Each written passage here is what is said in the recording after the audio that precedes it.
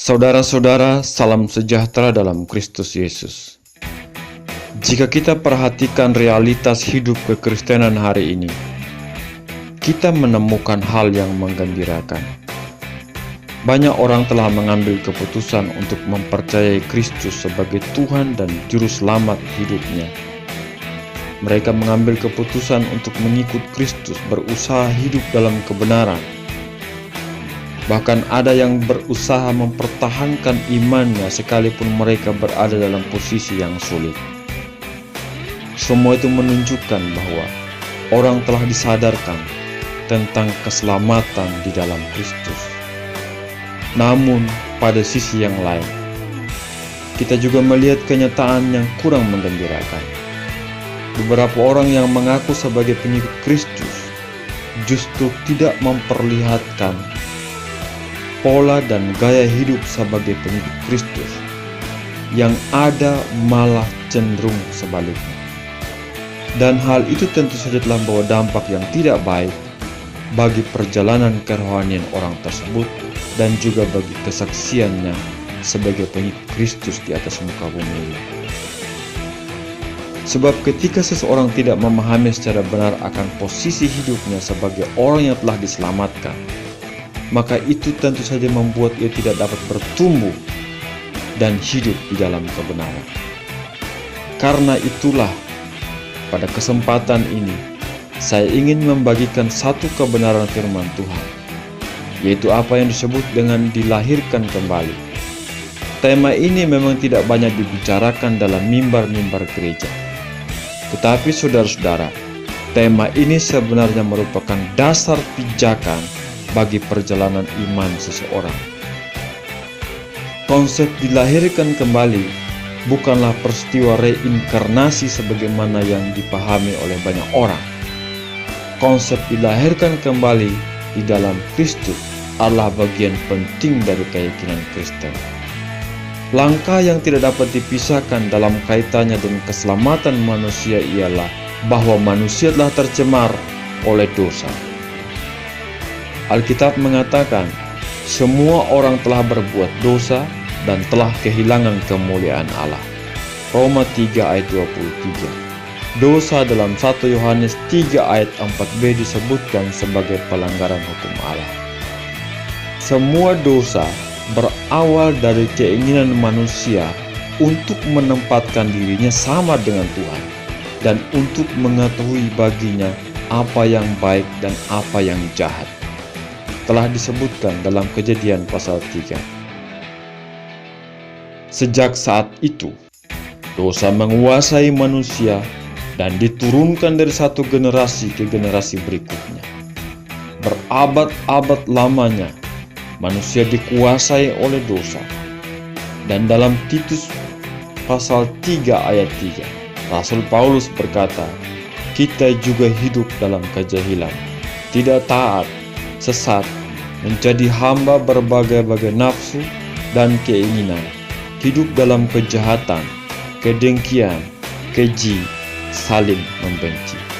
Kurangnya pemahaman yang benar akan bahaya dan pengaruh dosa telah membuat sebagian orang merasa seolah-olah tidak ada yang salah dengan dirinya. Padahal, suatu saat nanti, dia harus mempertanggungjawabkan semua perbuatannya di hadapan tahta pengadilan Allah. Karena itu saudara-saudara, memahami konsep dosa menurut Alkitab sangatlah penting. Ada beberapa istilah dalam Alkitab yang menyinggung mengenai istilah dosa. Dalam bahasa Ibrani ada kata kata'ah.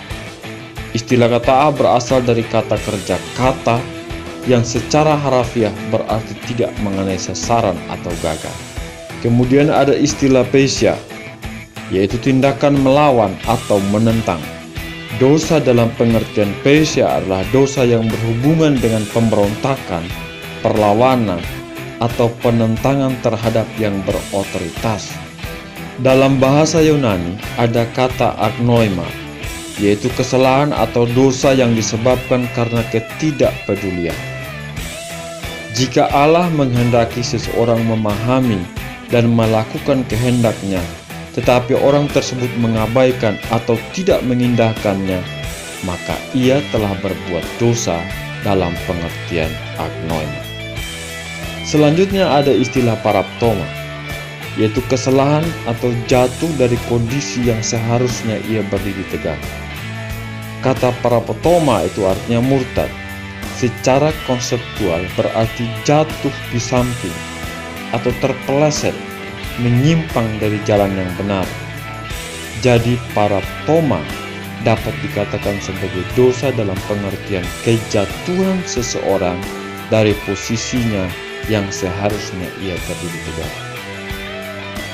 Ada pula kata asebea, yaitu kefasikan atau memberontak kepada Allah. Dosa ini merupakan suatu keadaan membentuk oposisi secara langsung kepada Allah. Dan yang paling banyak digunakan adalah kata hamartia, yang artinya meleset dari sasaran yang dituju. Kata hamartia ini adalah istilah umum bagi kata dosa yang digunakan paling banyak dalam Alkitab Perjanjian Baru. Saudara-saudara, ada perbedaan pengertian yang terkandung dalam masing-masing istilah itu yang memantulkan berbagai segi, dan dari situ orang mengenali dosa. Yang jelas bahwa dosa adalah kejahatan, kegagalan, kekeliruan, kesalahan, tidak mentaati hukum, atau kelaliman. Dosa bukanlah sekedar sebagai sebuah fenomena sosial. Dosa sangat berpengaruh pada keselamatan dan kehidupan manusia. Jika kita ingin mengetahui dengan jelas akan dosa dan pengaruhnya atas hidup manusia, maka kita harus membiarkan Alkitab menerangi hati dan pikiran kita. Kita akan melihat bagaimana dosa menguasai manusia. Tidak ada tempat yang aman dari dosa. Dosa meliputi seluruh umat manusia di seluruh dunia. Apakah seseorang tinggal di perumahan mewah atau di tempat pembuangan sampah, tidak akan meluputkan dia dari pengaruh dosa. Setiap suku bangsa, ras apapun di dunia ini, atau tingkatan sosial apapun, tidak membebaskan orang tersebut dari dosa. Yesaya berkata, dalam Yesaya pasal 53 ayat 6, kita sekalian sesat seperti domba, masing-masing kita mengambil jalannya sendiri. Dalam Roma pasal 3 ayat 10 sampai ayat yang ke-12, Rasul Paulus mengatakan, tidak ada yang benar, seorang pun tidak. Tidak ada seorang pun yang berakal budi, tidak seorang pun yang mencari Allah. Semua orang telah menyeleweng, mereka semua tidak berguna, tidak ada yang berbuat baik, seorang pun tidak. Kita mungkin belum pernah bertemu atau berkenalan, namun satu hal yang pasti, bahwa kita semua adalah orang berdosa. Dosa merusak seluruh aspek kepribadian manusia. Bukan hanya meliputi seluruh dunia, tetapi dosa telah merusak seluruh kehidupan manusia. Pikiran dan akal manusia dibutakan. Banyak orang tidak mampu membedakan mana yang menjadi haknya dan mana yang menjadi hak orang lain. Rasul Paulus mengatakan bahwa pikiran telah dibutakan oleh ilah zaman ini, sehingga mereka tidak bisa melihat hal yang benar. Itu dicatat dalam 2 Korintus pasal 4 ayat 4. Maka perilaku kekerasan dengan berbagai bentuknya telah dengan sangat mudah kita temui dalam kehidupan sehari-hari. Banyak orang kecanduan akan obat-obat terlarang dan melakukan berbagai kejahatan lainnya. Saudara-saudara, jika kita diminta untuk mengingat kembali akan dosa yang pernah kita lakukan di masa lampau, sebenarnya sudah cukup membuktikan bahwa tak satu pun dari semua perbuatan itu diterima sebagai hal yang wajar. Selain membutakan pikiran dan akal manusia, dosa merusak kehendak bebas manusia. Kita telah pahami bahwa manusia diciptakan oleh Allah dan memiliki kehendak bebas. Manusia diberi kebebasan untuk menentukan peran dan sikapnya atas seluruh adegan hidupnya. Itulah yang membedakan manusia dengan makhluk ciptaan yang lain. Namun manusia menyalahgunakan kehendak bebas tersebut. Karena itu dalam Kejadian pasal 6 ayat 5 dikatakan, kejahatan manusia besar di bumi, dan segala kecenderungan hatinya selalu membuahkan kejahatan semata-mata. Sebagaimana umumnya penipuan, para korban seringkali tidak menyadari akan kenyataan yang menipu diri mereka.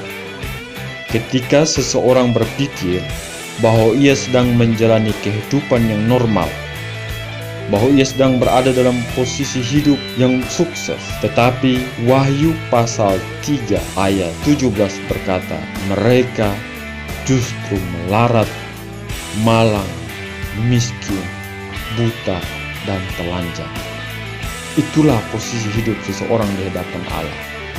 Roma pasal 1 ayat 22, mereka berbuat seolah-olah penuh hikmat, tetapi sebenarnya mereka bodoh. Fakta membuktikan bahwa semakin dalam manusia jatuh dalam dosa, semakin kecillah dosa itu mengganggu hidupnya. Aspek kepribadian lain yang dirusak oleh dosa adalah seseorang yang dikuasai dosa hidup dalam kepahitan. Orang yang dikuasai dosa sulit mengampuni kesalahan orang lain. Mereka menyimpan kesalahan orang lain berbulan-bulan bahkan bertahun-tahun. Hati mereka membara oleh kebencian. Beberapa di antara mereka mencoba menutupi luka batin yang mereka alami, tetapi sebenarnya hati mereka sangat tersiksa akan keadaan tersebut. Mereka berusaha menenangkan diri dengan mengunjungi berbagai tempat hiburan dan rekreasi. Bahkan ada yang mengkonsumsi obat-obat penenang, tetapi semua itu tidak cukup untuk melakukan pemulihan batin yang mereka alami.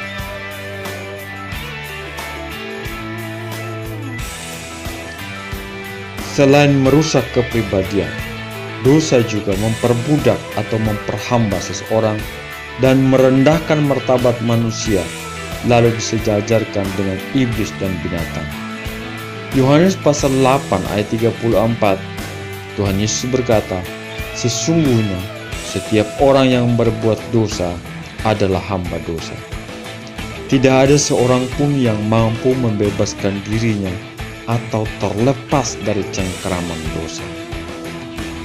Dosa dalam naturnya telah merendahkan martabat manusia yang merupakan gambar Allah. Manusia yang diciptakan untuk hanya mendambakan hal-hal yang abadi dan kekal, kini telah direndahkan dalam kehinaan yang amat dalam. Dosa telah mengubah makhluk yang mulia menjadi iblis, lalu disamakan dengan binatang yang tidak berakal. Alkitab berkata dalam 2 Petrus 2 ayat 12, mereka itu sama dengan hewan yang tidak berakal, sama dengan binatang yang hanya dilahirkan untuk ditangkap dan dimusnahkan. Mereka menghujat apa yang tidak mereka ketahui, sehingga oleh perbuatan mereka yang jahat, mereka sendiri akan binasa seperti binatang liar. Yudas 1 ayat 10, akan tetapi mereka menghujat segala sesuatu yang tidak mereka ketahui, dan justru apa yang mereka ketahui dengan nalurinya, seperti binatang yang tidak berakal, itulah yang mengakibatkan kebinasaan mereka. Begitulah kondisi hidup manusia berdosa. Dosa bukanlah sesuatu yang menyenangkan. Dengan tegas Tuhan Yesus mengatakan bahwa dosa itu menajiskan. Markus 7 ayat 20 sampai ayat yang ke-23.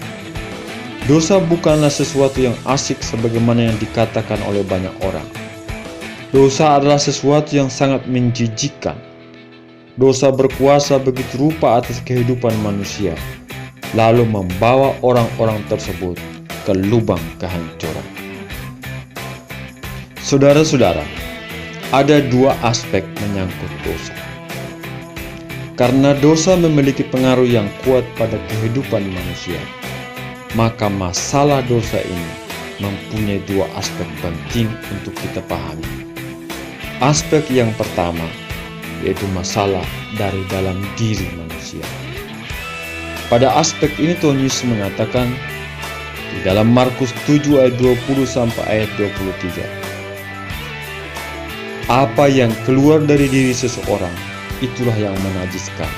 Sebab dari dalam, dari hati orang, timbul segala pikiran jahat, percabulan, pencurian, pembunuhan, perzinahan, keserakahan, kejahatan, kelicikan, hawa nafsu, iri hati, hujat, kesombongan, kebebalan.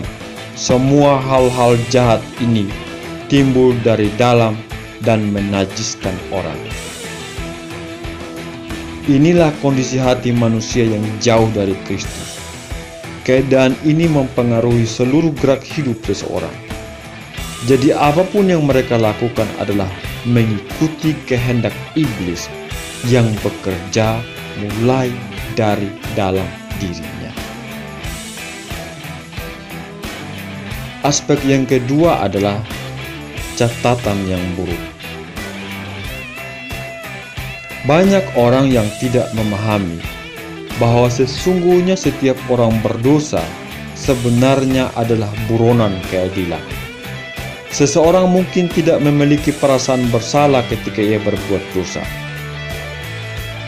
Walaupun demikian, di hadapan Allah, dia tetap dinyatakan sebagai orang yang bersalah.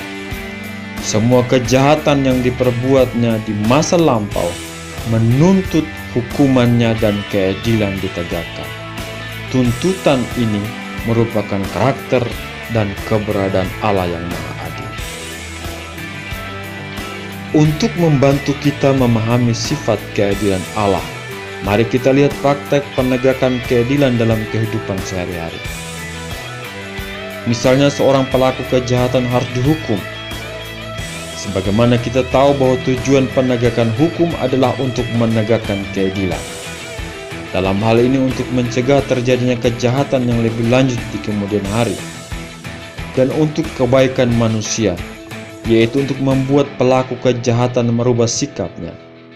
Dari dua alasan ini, proses penegakan keadilan adalah hal yang utama. Jika hukuman atas kejahatan tidak ditegakkan secara adil, maka tidak akan menghentikan kejahatan di kemudian hari. Saudara-saudara, jika kita perhatikan proses penegakan keadilan pada masa kini, kita tentu menemukan kenyataan yang tidak menggembirakan. Hal itu tidaklah sulit untuk dipahami, sebab sejak awal manusia jatuh dalam dosa memang memiliki kecenderungan untuk tidak berlaku adil, yaitu ingin menjadi Tuhan dan sumber kebenaran atas dirinya sendiri. Manusia tidak tunduk pada keberadaan Allah. Penyangkalan akan keberadaan Allah membuat mereka bersikap berpura-pura seolah-olah tidak ada yang salah atas perbuatan jahat mereka. Namun, bagaimanapun manusia berusaha menyembunyikan pengetahuannya tentang hal yang benar dan yang salah, hal itu sebenarnya tetap nyata dalam hati nurani manusia. Sebab dalam Roma pasal 2 ayat 14 sampai ayat yang ke-16 dijelaskan, apabila bangsa-bangsa lain yang tidak memiliki hukum Taurat oleh dorongan diri sendiri melakukan apa yang dituntut hukum Taurat, maka walaupun mereka tidak memiliki hukum Taurat, mereka menjadi hukum Taurat bagi diri mereka sendiri. Sebab dengan itu mereka menunjukkan bahwa isi hukum Taurat tertulis di dalam hati mereka, dan suara hati mereka turut bersaksi, dan pikiran mereka saling menuduh atau saling membela. Hal itu akan nampak pada hari bila mana Allah sesuai dengan Injil yang kuberitakan akan menghakimi segala sesuatu yang tersembunyi dalam hati manusia oleh Kristus Yesus. Manusia harus bertanggung jawab atas kesalahan yang dia lakukan dan harus dihukum. Alkitab menggambarkan manusia yang melecehkan hukum Allah sebagaimana ditulis dalam Roma pasal 1 ayat 32. Sebab walaupun mereka mengetahui tuntutan-tuntutan hukum Allah, yaitu bahwa setiap orang yang melakukan hal-hal demikian patut dihukum mati, mereka bukan saja melakukannya sendiri, tetapi mereka juga setuju dengan mereka yang melakukannya. Meskipun demikian, saudara-saudara, murka Allah tetap berlangsung dengan keadilannya. Hal itu didasarkan pada ketetapan kebenaran, yaitu untuk menghukum setiap orang berdosa dan untuk membuat hal yang benar atau salah itu nyata. Inilah alasan mengapa hukuman Allah tetap berlangsung pada setiap orang yang tidak percaya kepada Kristus. Sebab dalam Yohanes pasal 3 ayat 36, Tuhan Yesus berkata, "Barang siapa percaya kepada Anak, ia beroleh hidup yang kekal. Tetapi barang siapa tidak taat kepada Anak, ia tidak akan melihat hidup, melainkan murka Allah dan tetap ada di atasnya." Saudara-saudara, dengan demikian sekarang menjadi jelas bagi kita betapa dosa sangat berpengaruh atas kehidupan manusia. Dosa telah menyelimuti seluruh dunia dan tidak ada tempat atau wilayah manapun yang terhindar dari dosa. Semua manusia yang ada di dunia ini adalah orang berdosa. Dosa telah merusak seluruh aspek hidup manusia. Dan yang lebih berbahaya lagi adalah bahwa Allah tidak tinggal diam atau membiarkan kenyataan yang buruk itu terus berlangsung. Allah menyatakan keadilannya atas manusia berdosa.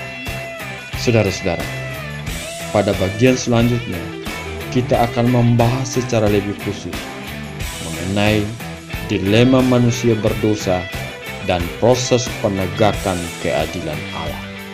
Tuhan memberkati kita. Amin.